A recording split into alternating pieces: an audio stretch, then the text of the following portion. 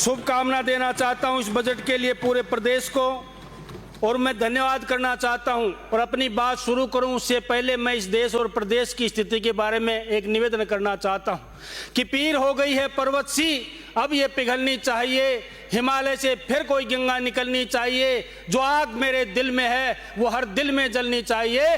हंगामा खड़ा करना मेरा मकसद नहीं, मैं चाहता हूं कि मेरे इस देश और प्रदेश की तस्वीर बदलनी चाहिए, तकदीर बदलनी चाहिए।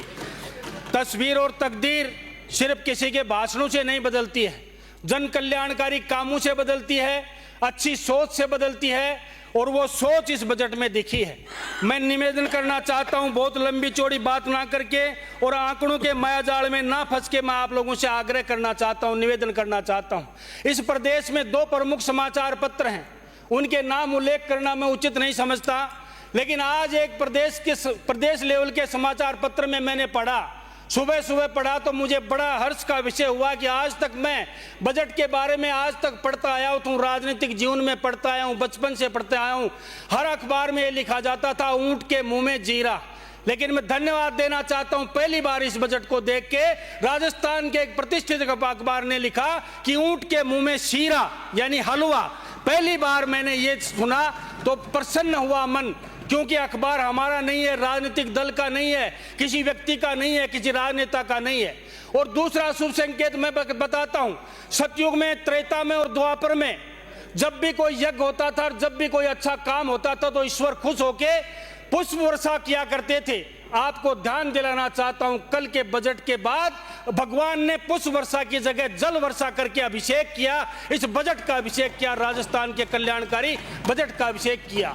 मैं निश्चित रूप से कहना चाहता हूं आप लोगों से, आंकड़ों के मायाजाल में ना फंस के, आप लोगों का काम है विरोध करना और आप इसीलिए विरोध में बैठे हो। और मैं खुश नसीब हूं कि 16वीं विधानसभा का सदस्य हूं और आप सब भी इस पक्ष के खुश नसीब सदस्य हो, क्योंकि आज तक का, अब तक का सबसे बड़ा विपक्ष देखने को मिल रहा है। आगे कांग्रेस नाम की एक प्रजाति लुप्त होने के लिए जा रही है, इतना बड़ा विपक्ष आपको देखने को नहीं मिलेगा। और बजट के भाषण के अंदर देखा होगा आपने, बजट भाषण के अंदर जब जब एक एक घोषणा हो रही थी, एक एक माननीय सदस्य उठ के अपनी लॉबी में जा रहे थे। और मैं ये निवेदन करना चाहता हूं, जीवन में कभी सोचना नहीं, खड़े होके बजट पढ़ेंगे, आप आगे आगे बैठ के बजट सुनने लायक भी नहीं बचोगे, क्योंकि आपने 60 साल में इस देश को दिया क्या है, हिंदुस्तान को, इस देश को दिया क्या, राज तो आपने ही किया है। कैसे आंकड़ों का माया जाल, इसमें जीरो, इसमें जीरो, ये कह के सदन को गुमराह नहीं करते हैं। ये देश का और प्रदेश का बजट है। आप लोगों से आग्रह करना चाहता हूं, अगर गौर से पढ़ोगे तो हम लोगों ने, हेमाराम चौधरी जी ने कहा था बजट भाषण पे, आपके अशोक जी गहलोत ने बजट भाषण पढ़ा था और उन्होंने कहा था लास्ट के 6 महीने में अगर इस जनता को आप सोने से भी तोल दोगे तो आपको वोट नहीं देंगे। मैं धन्यवाद देना चाहता हूं मुख्यमंत्री भजन लाल जी शर्मा को और माननीय हमारी राजनीतिक दल को। मैं निवेदन करता हूं कि पहली बार, पहली साल में हम लोगों ने जो काम करके दिखाए और जो बजट पेश किया है, जो अक्सर आज तक आजादी के बाद अंतिम साल में और अंतिम 6 महीनों में बजट पास हुआ करता था।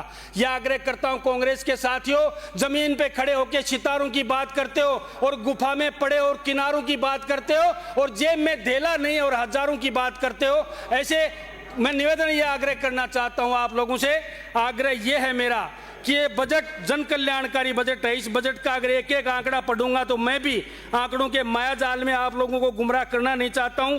मैं बहुत बहुत आभार प्रकट करना चाहता हूं इस मौके पर कि आप लोगों ने मुझे बोलने का मौका दिया है कि जो चीजें अंत में हुआ करती थी, पहली बार मैं उस बात को दोहरा रहा हूं कि हमने विजन को देखते हुए जो 35 लाख करोड़ के एमओयू किए हैं, ये अंतिम साल में भी प्रदेश को गुमराह करने के लिए किए जा सकते थे, लेकिन हमने प्रदेश की जनता को गुमराह नहीं किया और पहली बार हम लोगों ने शुरू में ये काम करने की योजना बनाई। आप लोगों ने कभी सोचा है कि इस देश को, इस प्रदेश को प्लास्टिक मुक्त करने के लिए कोई छोटा सा काम भी कोई बजट में हाथ ले सकता है? मैंने उस बात को नोट किया कि प्रत्येक पंचायत में आप लोगों को 1 लाख रुपए के बर्तन, जो प्लास्टिक मुक्त आपको की पंचायत बनानी है, 1 लाख रुपए के बर्तन देकर जो इतनी बड़ी सोच का परिचय दिया है। किसान के लिए जो जमीन की बुआई के समय में जब किसान सेठ साहूकार के चक्कर लगाता है और अपनी खाद और बीज के लिए बढ़िया की दुकान पे जब अंगूठा टेकता है और मुश्किल से उसको खाद बीज का पैसा मिलता है, उसके लिए हमारे माननीय प्रधानमंत्री जी ने सोचा और शुरू में 6,000 रुपए देके किसान का मान और सम्मान बचाया।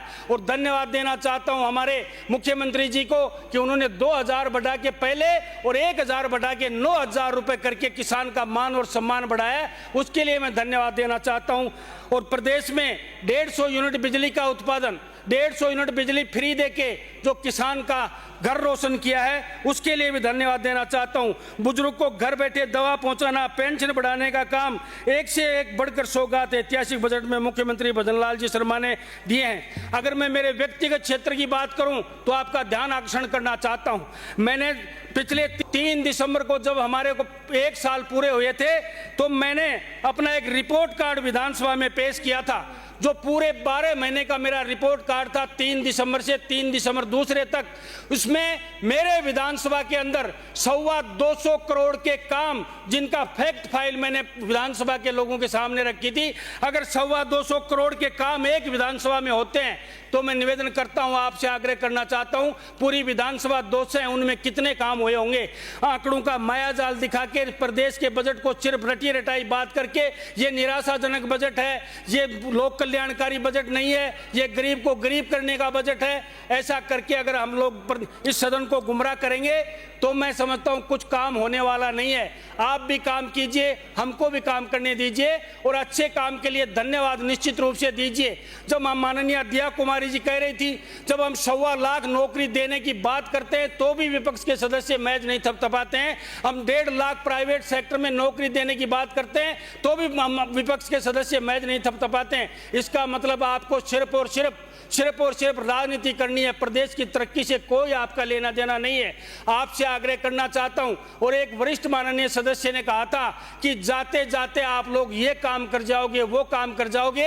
मैं इस सदन को कहना चाहता हूं और मेरे विपक्ष के साथियों से कहना चाहता हूं कि ये भारतीय जनता पार्टी और भारतीय जनता पार्टी की सरकार कहीं नहीं जा रही है और पूरे देश में 2047 तक इस देश का नवनिर्माण करके और आपको इस प्रदेश का नवनिर्माण करके ये सरकार यहां तक रुकने वाली है। आग्रह इतना करना चाहता हूं, आशा करता हूं कि आप लोग भी इस देश के नवनिर्माण में और प्रदेश के निर्माण में सहभागी रहेंगे।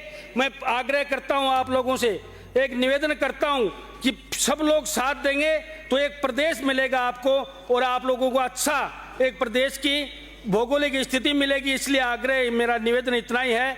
आप लोगों ने मेरी बात सुनी है, मेरा आग्रह सुना है, उसके लिए मैं पूरे सदन को और मेरे राजनीतिक दल को धन्यवाद देता हूं। इन्हीं शब्दों के साथ अपना कथन समाप्त करते हुए अपनी वाणी को विराम देता हूं। सबको राम राम, बहुत बहुत धन्यवाद।